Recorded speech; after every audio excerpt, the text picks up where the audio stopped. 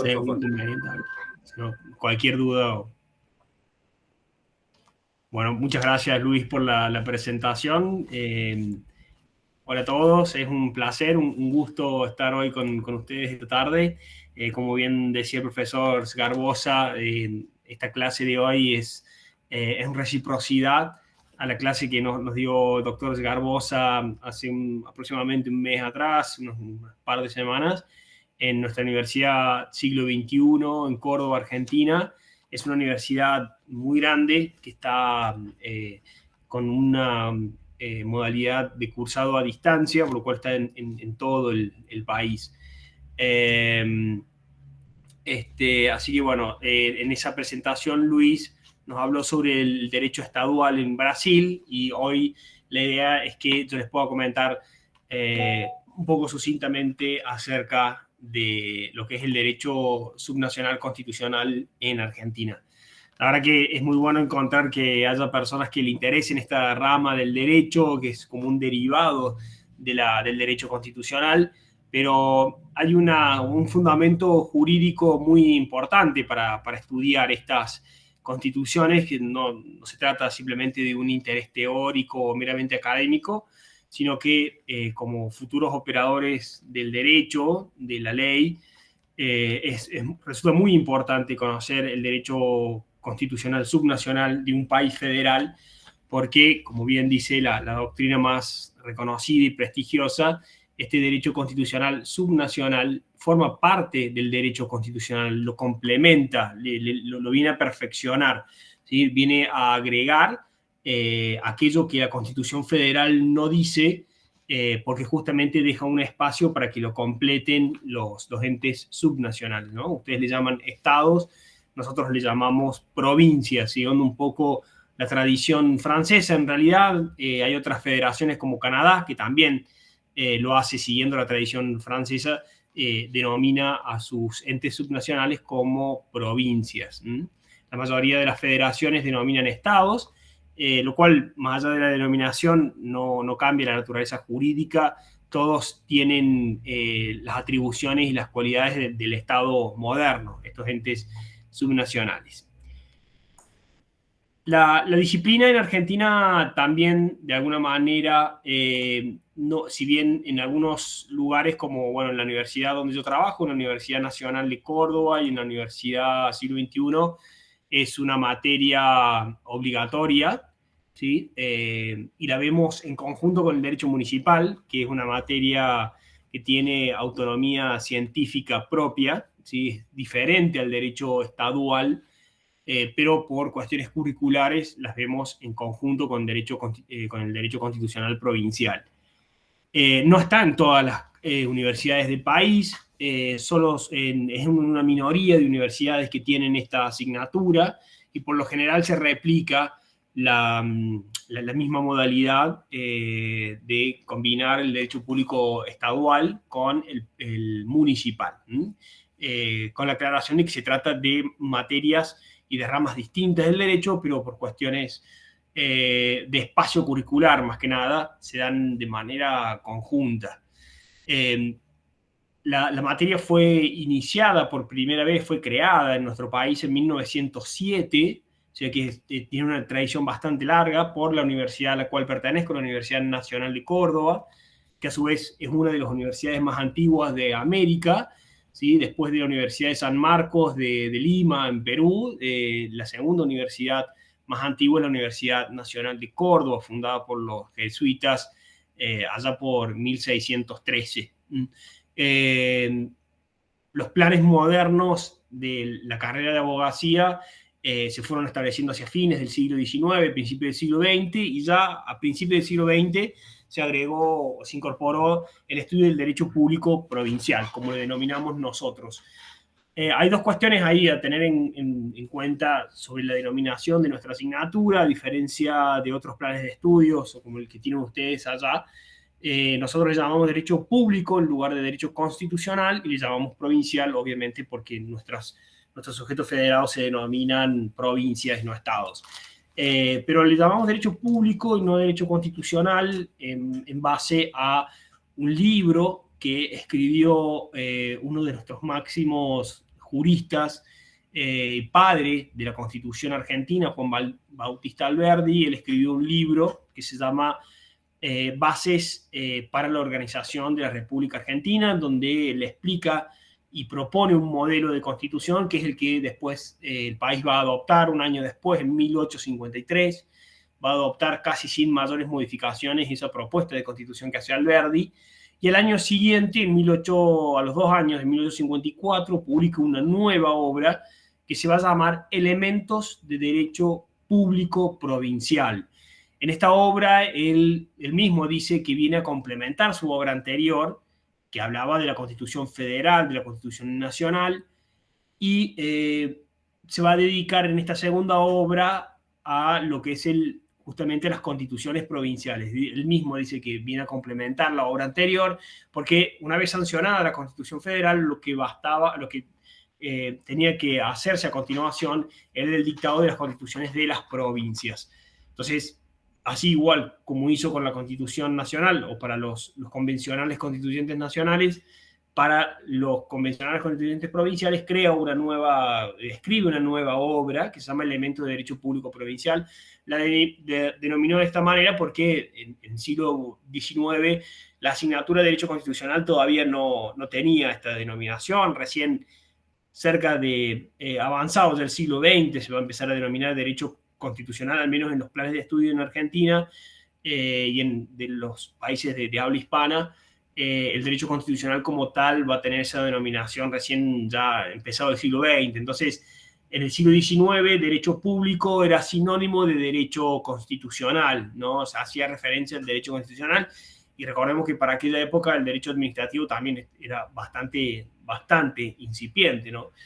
Al menos el derecho administrativo como lo conocemos en el sentido moderno.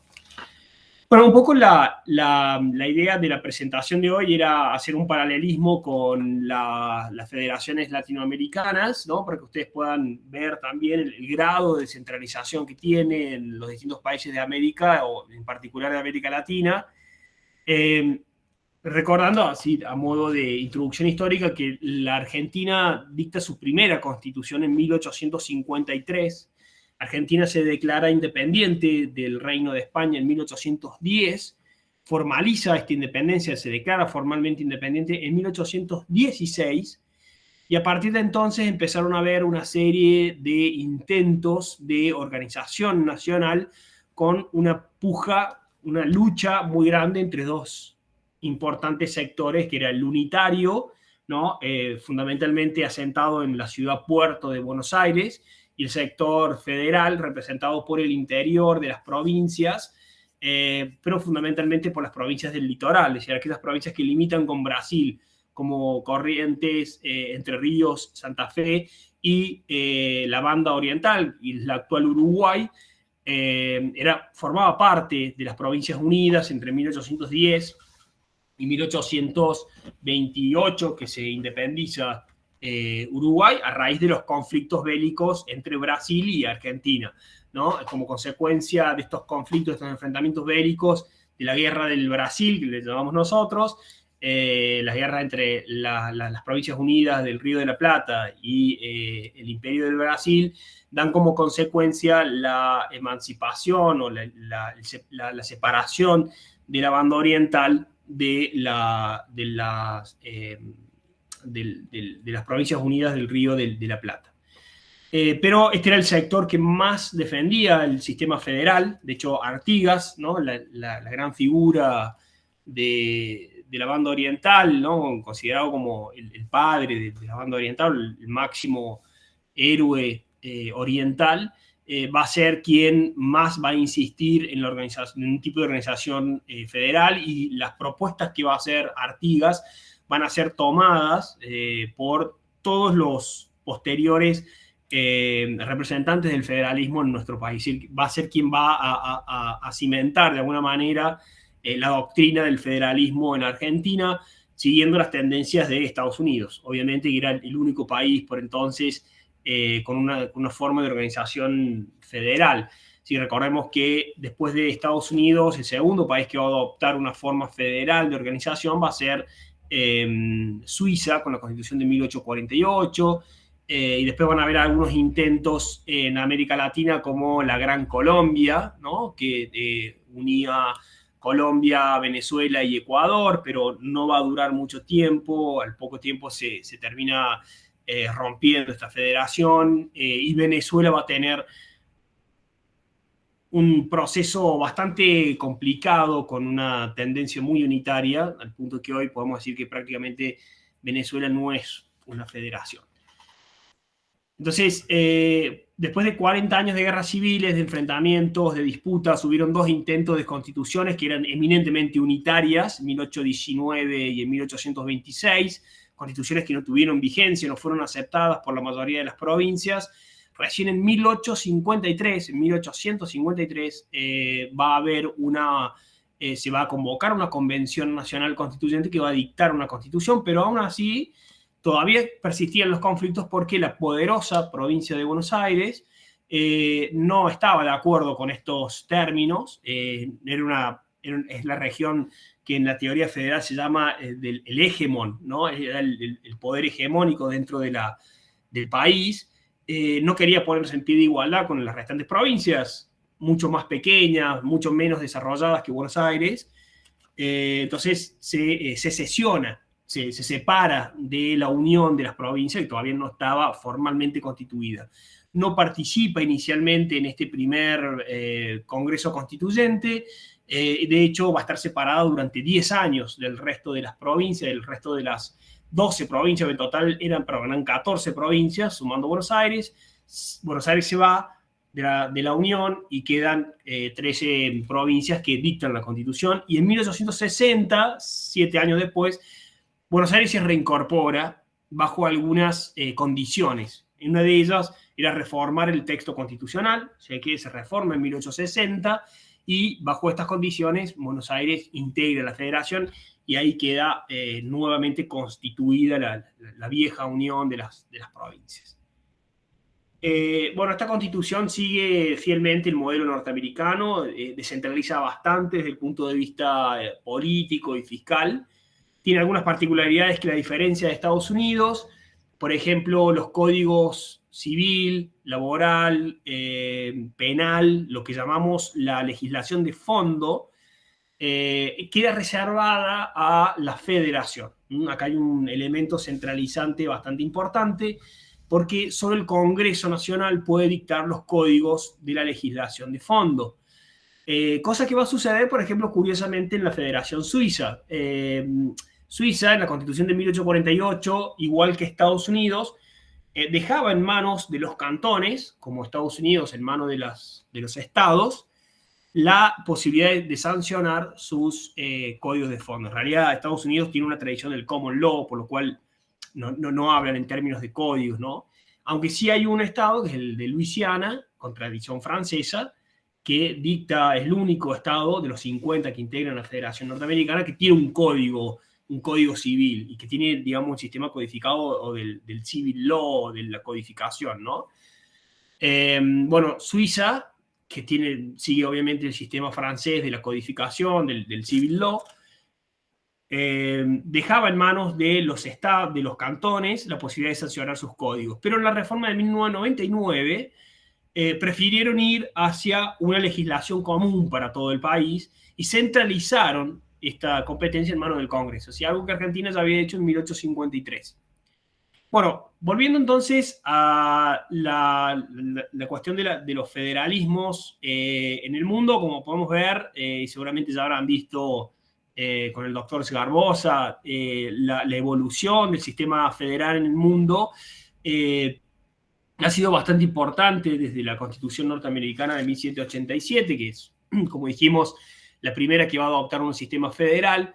Después, a lo largo de 1800, van a adoptar esta forma federal Alemania, Austria, las ex colonias inglesas, curiosamente Inglaterra por influencia de la propia Inglaterra, del Reino Unido, mejor dicho, las ex colonias británicas van a adoptar forma de gobierno federal. Fíjense, Canadá, India, Sudáfrica, Australia, las principales colonias británicas van a adoptar una forma federal de Estado, sobre todo por influjo o influencia de la propia Gran Bretaña, que en la mayoría de los casos han tenido constituciones otorgadas, o constituciones dadas, ¿no es cierto? En el caso de Sudáfrica, recién en la constitución de 1993, la provisoria y la definitiva de 1996, van a adoptar formalmente una forma de Estado federal. Fíjense que el mapa aparece, el mapa del mundo aparece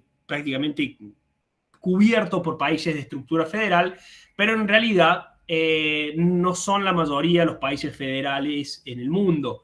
Son alrededor de un 13% de los países del mundo adoptan una forma federal de Estado. Acá a primera vista vemos como pareciera que son la mayoría de los países del mundo, pero no lo son, sino que son los países más grandes del mundo los que adoptan por lo general sistemas federal como forma de Estado, ¿no es cierto? Es decir, aquellos países territorialmente más extensos, por lo general, adoptan la forma federal de Estado, aunque no todos. Por ejemplo, un país de una estructura muy extensa es Argelia, o Arabia Saudita, o China, que son países fuertemente unitarios. Si tomamos el total de los 193 países que son miembros de la ONU, en comparación con los países reconocidos por el Forum of Federation, que son solo 25, sacamos la cuenta de que solo el 13% de los países del mundo tienen una forma de gobierno, una forma de Estado federal. Y tampoco está condicionado a la extensión, la adopción de la forma federal de Estado, porque hay muchos países muy pequeños como Bosnia y Herzegovina, Bélgica, o países minúsculos como Saint Kitts y Nevis, que adoptan una forma de Estado federal, o la propia Suiza, es un país muy, muy pequeño. Sin embargo, adoptan la forma federal de Estado. En América encontramos 5 países que adoptan la forma, 6 países que adoptan la forma federal. Canadá, al norte, allá en su constitución de 1860, Estados Unidos en la primera federación, México en su constitución de 1857, Venezuela con su constitución de 1966, pero después en las reformas del 99 hay cambios importantes, Brasil y Argentina con la constitución de 1853. No recuerdo, Luis, el año de la constitución de Brasil que adopta la federación, la de 1890. 91. 91. Cristian, un instante, por favor. Sí. No estás pasando los slides, ¿no? Ah, ¿no? ¿Se ven? No. Ah, ahora sí. Sí. Ahí. Estaba parado. Ahí se ve. Sí, cambió. Gracias. Bueno, ahí estábamos viendo recién los países del mundo que han adoptado la forma federal, con el caso particular de España, que tiene otro color, no lo vamos a analizar por cuestiones de tiempo. Bueno, veíamos que en América son estos los países que adoptan la forma federal de Estado, ¿no? En América Latina tenemos particularmente la Federación de México, Venezuela, Brasil y Argentina, que adoptan la forma federal de Estado. Hablamos entonces de federalismo porque es el presupuesto para que exista un derecho constitucional subnacional. Es el presupuesto indispensable. No podría haber derecho constitucional subnacional en un Estado no federal. Ni siquiera los países de estructura federo-regional, si bien tienen estatutos, como los casos de las comunidades autónomas en España, están muy condicionadas, tienen que ser aprobadas por el gobierno central y hay mucha intervención, entonces no son propiamente constituciones subnacionales. Bueno, obviamente que toda federación reconoce un cierto número de entidades subnacionales, que son las que gozan de autonomía autoorganizativa, por tanto, de la posibilidad de dictar sus propias constituciones, organizando sus poderes públicos y dictando una serie de, o reconociendo un listado de derechos, declaraciones, garantías constitucionales. México está compuesto por una ciudad autónoma y 31 estados. Argentina tiene 23 provincias y una ciudad autónoma. México copia el sistema de Argentina. La reforma de 1994, la Constitución reconoce a la ciudad de Buenos Aires, que hasta entonces era Distrito Federal, le reconoce la calidad de ciudad autónoma, convirtiéndola en un nuevo sujeto de la relación federal. Algo parecido, digamos, a lo que sucede en Brasil con Sao Paulo y el estado de Sao Paulo, ¿no? Es una ciudad muy populosa dentro de una provincia o un estado muy populoso, muy poderoso desde el punto de vista económico, poblacional, etcétera. Y lo que se buscó, bueno, dada esta importancia, subir o otorgarle un estatus superior al que tenía. En el caso de Venezuela hay un distrito federal, que es el distrito capital, tiene 23 estados y las dependencias, las llamadas dependencias federales. Luego Brasil, como bien saben, ustedes tienen 26 estados y un distrito federal. Todas son federaciones simétricas, es decir, que todos los estados tienen los mismos derechos, tienen las mismas competencias y son tratados de forma igual por el texto constitucional. No hay diferencias entre ellos. Toda federación tiene una serie de rasgos o de características esenciales que las definen como tales, ¿no? Que obviamente la doctrina habla de más o menos características o rasgos peculiares, pero lo cierto es que podemos reducirlos en estos 5, en donde toda la doctrina y la literatura federal a nivel mundial, digamos, conteste, es decir, coinciden que son estos los rasgos particulares que definen a un país como una federación. Mediante la existencia de una constitución federal rígida y la participación de los Estados miembros en su reforma, podemos observar lo que sucede en México, en México, en Venezuela, en Brasil y en Argentina, en menor medida en Argentina.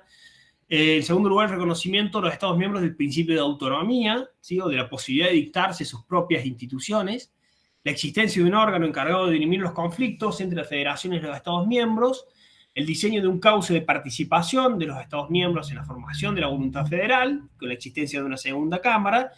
Venezuela es la única federación del mundo que no tiene una segunda cámara, porque en la reforma de 1999 se eliminó el Senado, por lo tanto, muchos estudiosos consideran que Venezuela no es una federación.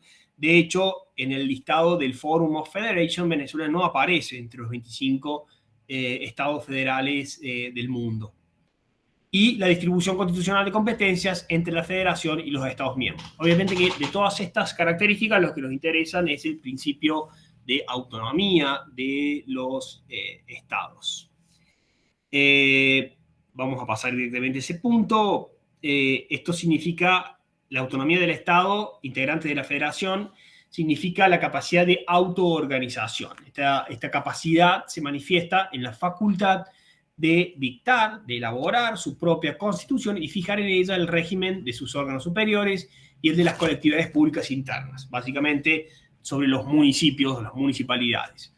También se traduce en su vertiente más propia, que es la autonomía normativa, es decir, de poder dictar leyes más allá de la Constitución, tener órganos con competencia o órganos con poder público para dictar normativa de alcance general y obligatorio, es decir, la ley, lo que conocemos como la ley.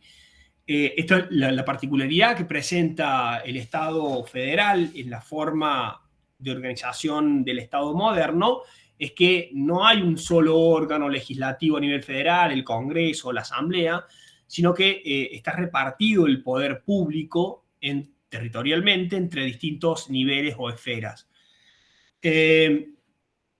Entonces, esta capacidad de los estados de la autonomía subnacional está reconocida explícitamente en las constituciones federales, ¿no? Por ejemplo, Argentina la fija en el artículo 5 y en el artículo 123 y en el 122. La Constitución argentina dice en el artículo 123 que cada provincia dicta su propia constitución. Esto es importante porque hay federaciones, si bien decíamos que la federación es un prerequisito cuando hablamos del derecho constitucional subnacional, no todas las federaciones reconocen la posibilidad de dictar constituciones a sus entes constitutivos. Por ejemplo, Canadá no reconoce esta facultad a sus 10 provincias. Después, el artículo 5 de la Constitución también establece que las provincias dictan sus propias constituciones, y el artículo 122 es más genérico y va a decir que las provincias tienen la capacidad de crear sus propias instituciones y regirse por ellas sin intervención del gobierno federal, ¿no? Es como una pequeña definición de lo que entendemos en general por autonomía. Así, por ejemplo, son disposiciones similares a las que ustedes tienen en la Constitución de 1988, dice el artículo 25, que los estados se organizan y se rigen por las constituciones y leyes que adopten observando los principios de esta Constitución. México dispone algo similar en el artículo 40, y Venezuela, en la Constitución del 61, suprimió toda referencia a la potestad constituyente estatal, bueno, que había venido siendo reconocida por los códigos constitucionales precedentes, y el artículo 17 se limitaba a atribuir la competencia de cada estado a la organización de sus poderes públicos en conformidad con esta Constitución. Con la Constitución del 99, ahora sí va a agregar explícitamente la posibilidad de dictar su Constitución para organizar los poderes públicos de conformidad con lo dispuesto en esta Constitución. Es decir, en el texto anterior no estaba explícitamente reconocido la posibilidad de sancionar una Constitución, pero cuando hablamos de la facultad de organizar sus poderes públicos, estamos reconociendo en alguna medida, aunque sí implícitamente, la facultad de dictar una Constitución. Bien, acá nos encontramos con cuán extensas son o cuán amplia es la autonomía que las constituciones federales les reconoce a los estados miembros. Acá podemos observar que tanto Brasil como México, esto lo discutíamos en la clase que nos dio Luis, son constituciones muy detallistas. Y acá nos encontramos con un primer principio, ¿no?, que podemos formularlo de la siguiente manera. Mientras más regule la Constitución Federal, o mientras más diga la Constitución Federal sobre aspectos que corresponden a los estados, menor va a ser el espacio el espacio constitucional subnacional, es decir, menor lugar, ¿sí?, van a tener para desenvolver o para poner en práctica esta capacidad de autoorganización. Entonces, y mientras menos diga la Constitución Nacional, mayor es este espacio, ¿sí? En este sentido, por ejemplo, la Constitución alemana, la Constitución argentina, ¿sí?, dicen muy poco respecto de la organización de los estados miembros. Entonces, eso significa que pueden extender su capacidad autoorganizativa siempre y cuando sea coherente con la Constitución Nacional, pero no tienen en principio límite alguno. El caso más paradigmático de todos es obviamente el de la Constitución de Estados Unidos, que directamente ni siquiera menciona, ¿sí?, a los estados en su texto. Después, con la 10ª enmienda, obviamente que hace referencia al principio de distribución de competencias, ¿sí?, lo que llamamos como la cláusula residual, en donde dice que todos los poderes no reconocidos en esta Constitución para el gobierno federal va a corresponder a los estados o al pueblo. Pero más allá de eso, después no dice absolutamente nada acerca de la organización interna de los estados. Brasil, en cambio, por ejemplo, los artículos 27 y 28, entre otros aspectos, contemplan el número de diputados que tiene que tener la Asamblea Legislativa Estatal, el periodo de mandato de los diputados estatales y de los gobernadores y vicegobernadores, el momento en que ha de llevarse a cabo la elección de estos últimos, la posibilidad o no de reelección de estos cargos públicos. En México, asimismo, también el artículo 116 establece la elección de los gobernadores estatales, el periodo de ejercicio de su cargo, las causas de inelegibilidad de los mismos, las condiciones para ser candidato para estos cargos, el número de representantes de las legislaturas estaduales. En este caso, imitando a nivel federal también, la irreelegibilidad inmediata de estos cargos, los principios rectores del sistema electoral, es decir, es muy, muy detallista en la organización interna de los Estados miembros. La venezolana también es mucho más reglamentarista, establece las condiciones para ser elegido gobernador de un estado, la duración del cargo, la reelección inmediata y por una sola vez en dicho cargo, a diferencia del nivel federal, donde el presidente de la República de Venezuela es electo de forma indefinida. ¿Sí? Y el número de miembros que tiene que tener el Consejo Legislativo del Estado, las atribuciones que tiene este Consejo, que es lo que conocemos como legislatura estadual o el Poder Legislativo estadual. O incluso también regula y organiza el órgano de control que tiene que existir en los estados, que es la llamada Contraloría. Bien, obviamente que siempre va a haber un límite en el poder constituyente subnacional. No es, como había dicho yo recién, que es ilimitado, por más que la Constitución Federal no diga nada o diga muy poco, siempre va a tener una limitación mucho mayor que la que tiene el poder constituyente federal, o también denominado de primer grado, ¿no? Estos límites vienen dados por una exigencia de cierta homogeneización, es decir, de una necesidad de tener instituciones mínimamente homogéneas, ¿sí? Que tienen que ser o partir de una base común para organizarse internamente los estados de forma tal que sea coherente con el todo, ¿sí? La parte se tiene que organizar internamente de modo coherente con el todo, pero esto no significa en modo alguno uniformidad o igualdad, es decir, que tienen que conformarse de la misma manera. ¿Sí? Un ejemplo, está el artículo 28 de la ley fundamental alemana, que vincula a los Länder a los principios constitucionales que menciona esta ley fundamental. En Argentina, la única limitación y la única regulación que hace la Constitución respecto de la organización de las provincias, o sea, del momento de dictar sus constituciones, está dado por el artículo 5 de la Constitución. El artículo 5 limita la autonomía constituyente de las provincias mediante la sujeción de las constituciones provinciales a estos 5 principios.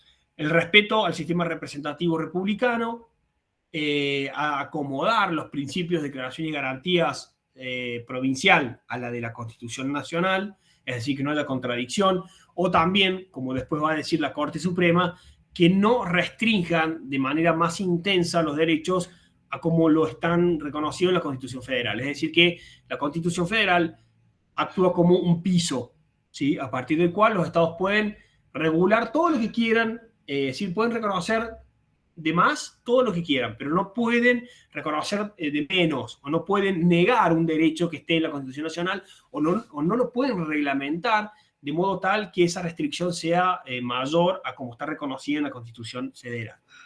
Tienen que asegurar la administración de justicia, es decir, que está implícito ya en el primer punto del sistema representativo republicano. Tienen que garantizar un régimen municipal y tienen que garantizar la impartición de la educación primaria. A esto cabe agregar que el artículo 123, incorporado en la reforma constitucional de 1994, agrega que la garantía del régimen municipal es una garantía de un régimen autonómico municipal.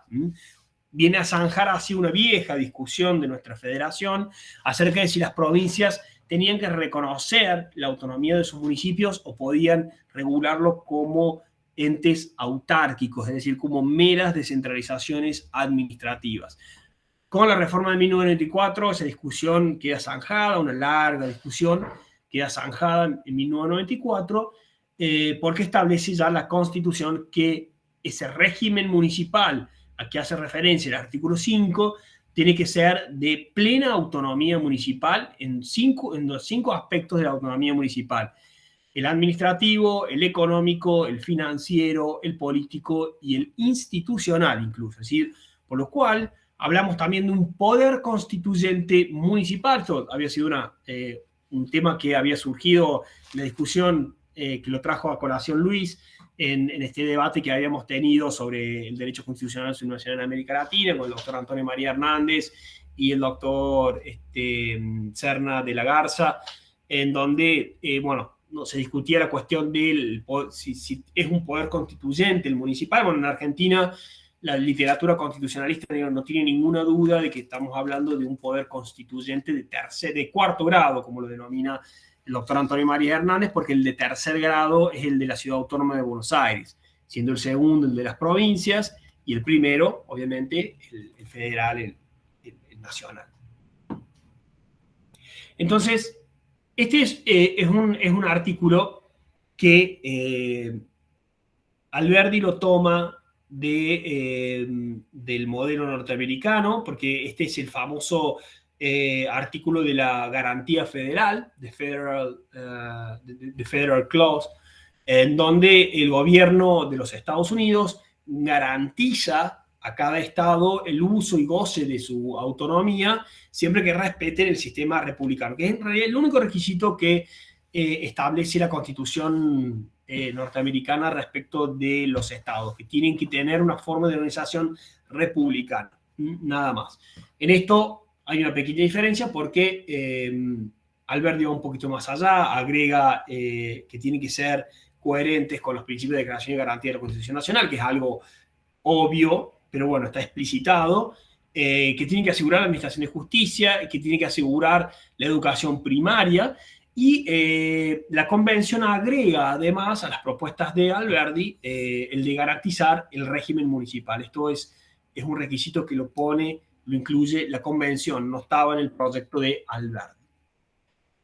Podemos ver la diferencia que se establece respecto de, por ejemplo, la Constitución brasilera del artículo 25 y del artículo 34, que específicamente establece como obligación de los estados la adopción de una forma republicana, sistema representativo, el régimen democrático, los derechos de la persona humana, la autonomía municipal y la rendición de cuentas de la administración pública, directa e indirecta. Fíjense que agrega más cosas, ¿no?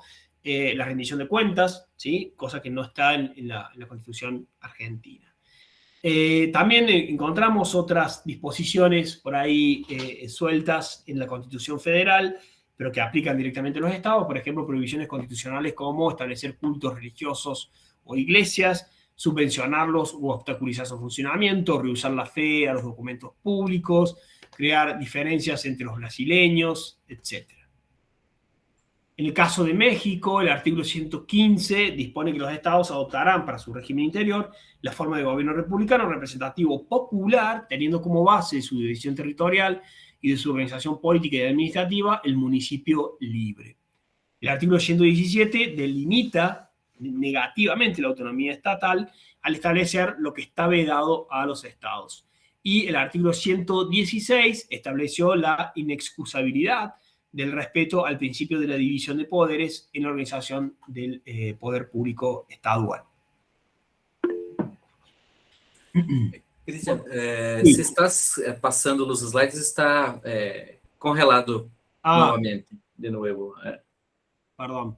Não estou te interrompendo para não atrapalhar tu raciocínio, mas não está cambiando. Sim, a hora cambiou.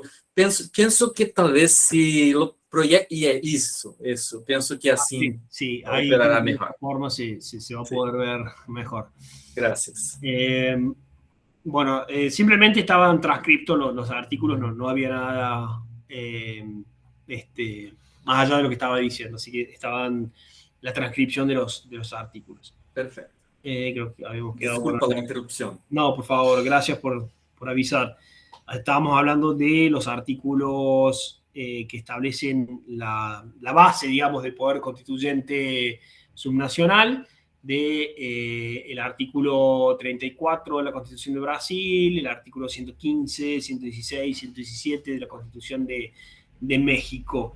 Y finalmente la Constitución de Venezuela, el artículo 159, sí prevé que los estados quedan obligados a mantener la independencia, soberanía e integridad nacional y a cumplir y a hacer cumplir la Constitución y las leyes de la República. Y el 164 añade la exigencia de que las constituciones estaduales se dicten de conformidad con lo dispuesto en la Constitución Federal, lo que, por ejemplo, presupone el respeto de los principios fundamentales del título primero de la Carta Fundamental venezolana. Es decir, que vemos que más o menos los requisitos son en general los mismos: seguir una forma republicana representativa, una organización democrática o popular, y estar en un todo coherente con la Constitución, sobre todo con los derechos, declaraciones y garantías de la Constitución Federal. En el caso de Argentina, como vimos, hay una libertad muy amplia de este espacio del derecho constitucional subnacional, del subnational constitutional space, como dice este autor norteamericano Targ, seguramente lo habrán visto con Luis, es decir, el espacio o ese lugar que tienen los estados subnacionales para crear sus propias instituciones, sobre las cuales, como bien dice la Constitución argentina, se van a regir a sí mismas sin intervención de otro poder o de otra autoridad. En el caso de Argentina, estas cinco características o elementos que debe tener en cuenta el constituyente subnacional a la hora de dictar sus constituciones, de ahí en adelante tienen una amplísima posibilidad, una amplísima esfera para crear nuevas instituciones. Y en este sentido, tanto en la parte organizativa, es decir, en la parte de la organización de los poderes públicos provinciales, como en la parte del reconocimiento de nuevos derechos, declaraciones y garantías constitucionales, las provincias son absolutamente libres. Esto nos lleva... estamos analizando los límites y las bases formales de este poder constituyente subnacional. Lo que queda por observar o ver, digamos, es el uso efectivo de este espacio constitucional subnacional que han hecho las provincias. Y esto ya para cerrar, Luis, habíamos quedado en una hora, ¿no? Porque, sí. Como lo quiera, no tenemos muchos límites muy estrictos, entonces se sienta a voluntad para hablar más o menos como lo quiera. Bueno, sí, porque yo a las 15 tengo otra clase. Sí. Entonces, bueno, para redondear un poco, es hacer un análisis acerca de lo que es el uso efectivo de ese espacio subnacional por las provincias argentinas. Podemos ver a lo largo de estos 170 años, desde la sanción de la Constitución de 1853, podemos ver dos grandes tendencias, que yo la denomino una tendencia de asimilación y una tendencia de innovación. Hay periodos donde las provincias han explayado o han puesto en ejercicio su capacidad autoorganizativa, creando nuevos derechos, reconociendo nuevos derechos y creando nuevas instituciones, y en otros periodos donde han copiado, digamos, se han limitado a copiar el modelo de la Constitución Federal. Por ejemplo, las primeras constituciones provinciales de 1855 en adelante prácticamente copiaron al pie de la letra la Constitución Federal de 1853. Pero a partir de 1870 en adelante, las provincias empiezan a hacer ejercicio de su autonomía y empiezan a crear nuevas instituciones. Podemos encontrar muchos ejemplos en las constituciones de fines del siglo XIX y principios del siglo XX, en donde empiezan a reconocer un montón de derechos y de garantías constitucionales. Por ejemplo, en materia de organización política, avanzan con la elección directa de sus autoridades, cosas que antes eran indirectas, ¿no? Por ejemplo, con la Constitución Federal, la elección del presidente va a ser indirecta hasta 1994, y ya las constituciones de principios del siglo XIX establecían la elección directa de los gobernadores. Las primeras constituciones del siglo XIX ya adoptan el sistemas electorales proporcionales. La Constitución sanjuanina de 1922 va a reconocer por primera vez el voto femenino, 30 años antes que lo haga a nivel federal, ni siquiera por constitución, sino por ley nacional, en 1951 recién. A nivel federal va a sancionar la ley de voto femenino, pero ya lo había dicho en 1922 la provincia de San Juan, 30 años antes. Hacia la década del 50 hay un ciclo constituyente muy interesante en donde un conjunto de 9 provincias nuevas que fueron reconocidas entre 1950 y 1955, sobre todo las provincias de la región patagónica y del noreste del país, aquellas que limitan con o que están cerca de Brasil, de Paraguay y de Brasil, se les da estatus de provincia, eran territorios nacionales, que se les da estatus de provincia, van a dictar por primera vez sus constituciones provinciales y van a innovar en una serie importante de materias, por ejemplo, en la universalidad del voto, el reconocimiento constitucional de los partidos políticos, en el reconocimiento pleno de la autonomía municipal en la Constitución de 1950, en el reconocimiento de institutos de democracia directa y semidirecta, como la consulta popular, como el referéndum, como la iniciativa popular, entre otras. Después hay un ciclo constituyente posterior, de la década del 80, que es un ciclo constituyente que se da poquito después del recupero de la democracia en Argentina en 1983, en pleno periodo de afianzamiento del sistema democrático, porque por entonces era muy endeble, todavía no estaba del todo afianzada la democracia, y recordemos que para entre 1983 y 1987 la mayoría de los países de América Latina todavía estaban gobernados por dictaduras. En el caso de Brasil, Uruguay, Chile, Paraguay, todavía eran dictaduras. Argentina es uno de los primeros en avanzar en esta llamada tercera ola de democratización, y las constituciones provinciales van a ser reformadas con una preocupación principal, que era la defensa de la democracia. Empieza a aparecer la palabra democracia en los textos constitucionales, empieza a aparecer la democracia como un valor, empieza a aparecer disposiciones de defensa de la democracia y la incorporación de institutos o instituciones que tienden a garantizar la democracia y los derechos humanos. Hay reconocimiento de la superioridad jerárquica de ciertos tratados internacionales, como el Pacto de San José de Costa Rica, como la Constitución de San Luis o la Constitución de Córdoba. Se crean institutos como el Defensor del Pueblo para proteger los derechos de los ciudadanos. Se reconoce la constitucionalidad de los partidos políticos y se les da cierta preferencia, sobre todo en el sostenimiento y en la garantía que el Estado les debe dar para que funcionen de manera libre y democrática. Y hay, podríamos decir, una explosión de nuevos derechos de segunda, de tercera e incluso de cuarta generación, que, como por ejemplo los derechos del consumidor, los derechos del medio ambiente, los derechos del trabajador, los derechos de las personas o de los grupos vulnerables, como por ejemplo de las mujeres, los niños, niñas y adolescentes, de los ancianos, de que son de tratamiento preferencial. Ya lo establecían las constituciones provinciales de 1980.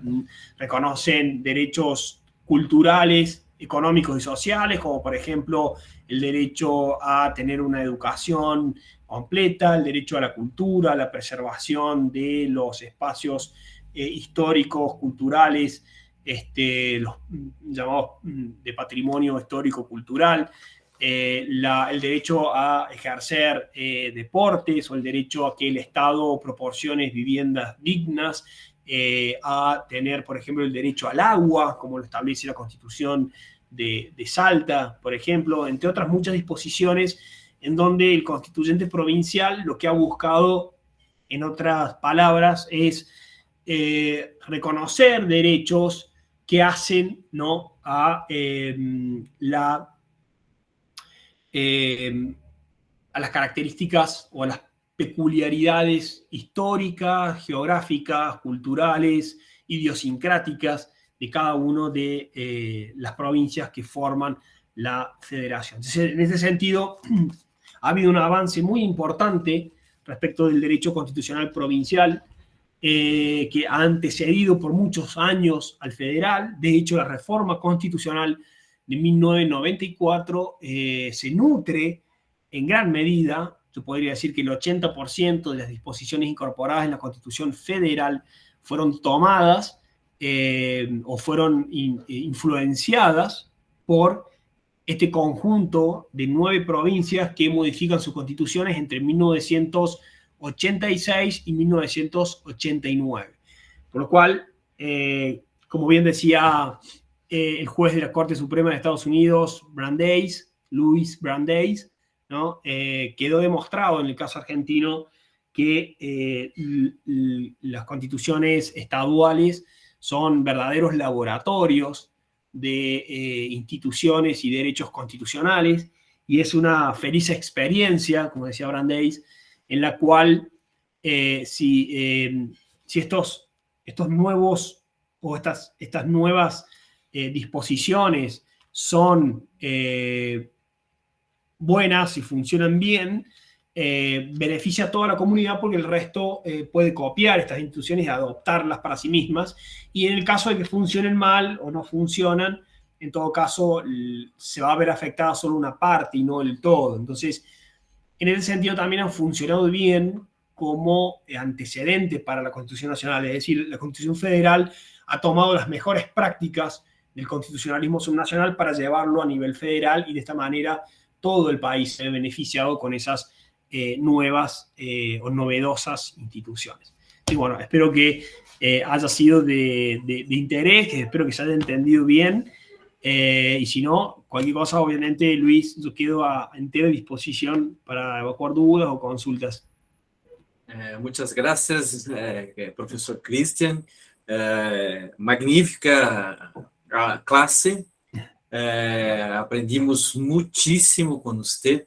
Es muy interesante la experiencia de Argentina, entonces para nosotros es una oportunidad ímpar poder aprender con usted directamente con un jurista de la sua proficiencia y argentino, la realidad del federalismo y del constitucionalismo subnacional argentino. Cristian, su clase empieza ahora, 3 horas de Córdoba. Lo siento, teníamos mucho a preguntar, pero si tienes un otro compromiso, nosotros discutimos eso todo en otra oportunidad, no hay problema. Lo que estaba pensando, de última, podemos replicar el lunes que viene y Sí. ya hacemos directamente el debate. Si tienen preguntas, las puedan anotar ahora para hacerlas después, cosa de después no olvidarse. Las pueden dejar anotadas y podemos ya directamente... Sí.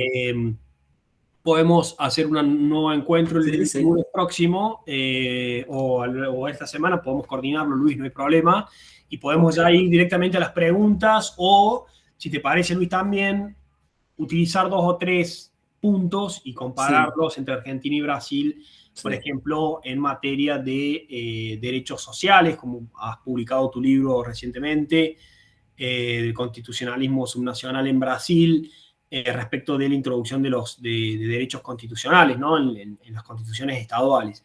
Podemos comparar eso, la organización interna de los estados, o el control de constitucionalidad que habíamos analizado, que venimos estudiando en nuestras investigaciones. Perfeito. Muitas graças uma vez mais, pessoal. Eu sinto muito, mas o professor tem aula agora mesmo lá na Argentina, horário de Brasília, é o mesmo fuso horário, são 3 horas, então ele tem que ingressar numa outra aula. Muchas gracias una vez más por su generosidad, por esta gran clase para nosotros. Yo soy el agradecido, Luis, gracias por sumarme a este espacio, y bueno, la verdad que yo también me quedo con ganas de que podamos seguir debatiendo y conversando sobre esto, así que quedo a disposición para que nos volvamos a reunir ya directamente para hacer un debate o para evacuar dudas o consultas. Así que bueno, gracias por el espacio. Muchas gracias. Bueno, los saludo y quedo a disposición. Muito obrigado pela generosidade e pela parceria. Gracias. Um abraço. Gracias. Saludos.